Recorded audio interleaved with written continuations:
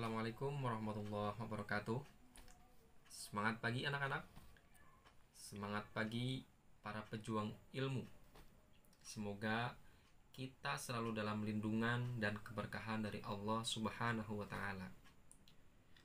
Berjumpa kembali dengan Bapak dalam pembelajaran prakarya kelas 8 di semester 2 ini.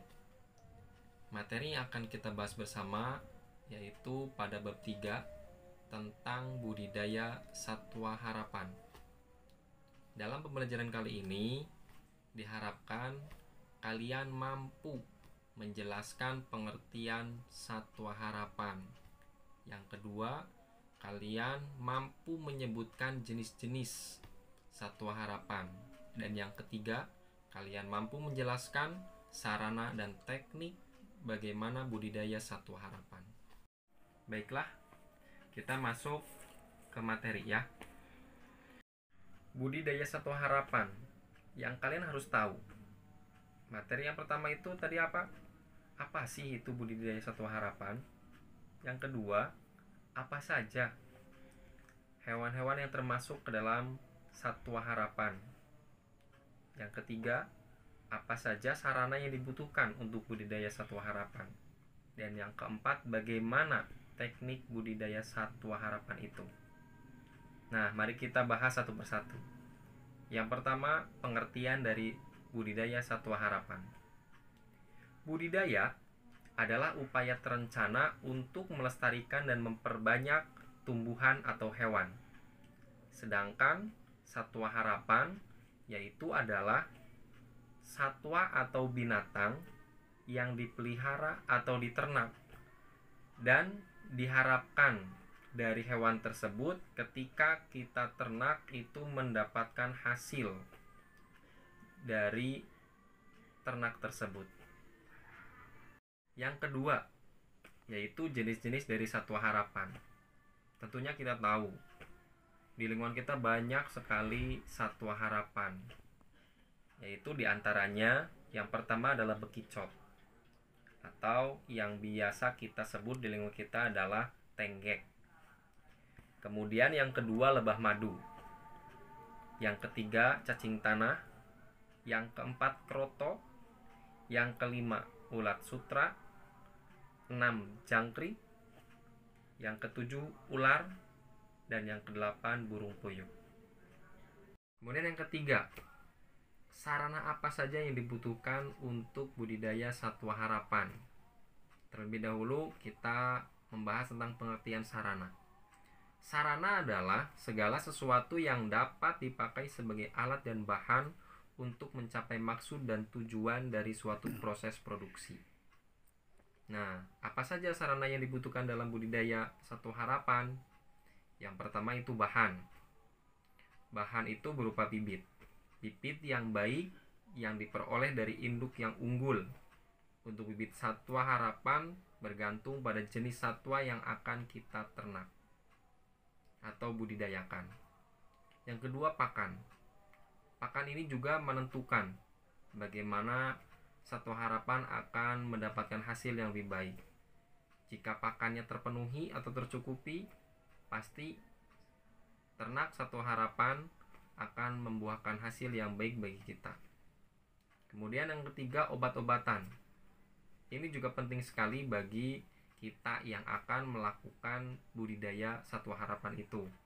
Karena terkadang ada satwa yang mungkin memerlukan obat sehingga bisa kita ternak dengan baik.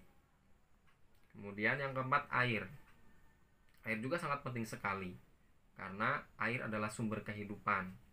Tanpa air tidak mungkin satwa yang kita ternak akan bisa bertumbuh kembang lebih baik. Kemudian yang kelima adalah kandang. Kandang juga sangat penting sekali bagi kita yang akan membudidayakan hewan ternak atau satwa harapan. Karena dengan kandang kita bisa mengontrol bagaimana pertumbuhan dari satwa atau ternak yang akan kita budidayakan. Baiklah, kita lanjutkan ke pembahasan berikutnya, yaitu tentang teknik budidaya satwa harapan. Bapak di sini akan mengambil salah satu contoh bagaimana membudidayakan bekicot atau yang kita sebut biasa di sekitar kita adalah tenggek. Yang pertama, kita harus memilih bibit yang baik untuk bekicot. Bibit yang baik yaitu adalah yang telah dewasa dengan tanda tumbuhnya bibir pada mulut kerabang.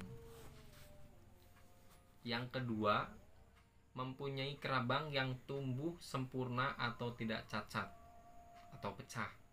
Kemudian yang ketiga, tinggi kerabang sekitar 7 cm, panjangnya 6-7 cm, dan beratnya kurang lebih itu adalah 70 gram. Kemudian yang kedua, pakan untuk bekicot. Nah, bekicot dewasa menyukai hampir semua dedaunan segar yang mengandung air seperti bayam, kangkung, daun pepaya, daun kubis, dan daun sesim. Selain itu, bekicot juga menyukai umbi-umbian dan buah-buahan yang tidak asam seperti kentang, buncis, wortel, ubi jalar, kacang panjang, talas, pepaya, dan pisang. Nah, kemudian bagaimana perkembangbiakannya? Yang pertama itu adalah dua bekicot melakukan perkawinan, kemudian bertelur melalui lubang kelaminnya. Biasanya bekicot bertelur setelah 14 hari. Kemudian yang kedua, produksi telur dipengaruhi oleh ketersediaan makanan dan penambahan kapur. Yang ketiga, pengeluaran telur memerlukan waktu 90 menit. Yang keempat, setelah telur keluar, telur-telur tersebut segera dipindahkan ke kandang penetasan secara hati-hati. Nah, kemudian yang keempat, tentunya dalam setiap perkembangbiakan atau budidaya ada hama.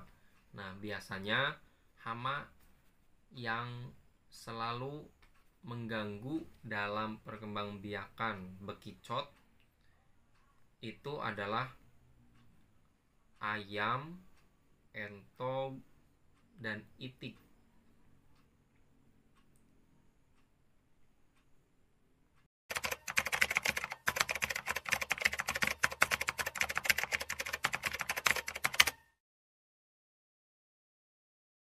Nah, sebelum Bapak tutup, Bapak akan memberi tugas kepada kalian, yaitu bagaimana teknik budidaya ternak harapan. Yang pertama itu adalah jangkrik, yang kedua ulat sutra, dan yang ketiga adalah lebah madu. Seperti yang dicontohkan tadi tentang ternak bekicot. Sebelum Bapak tutup, Bapak ucapkan terima kasih bagi kalian yang sudah mengikuti pembelajaran Bapak. Semoga bisa bermanfaat untuk kalian.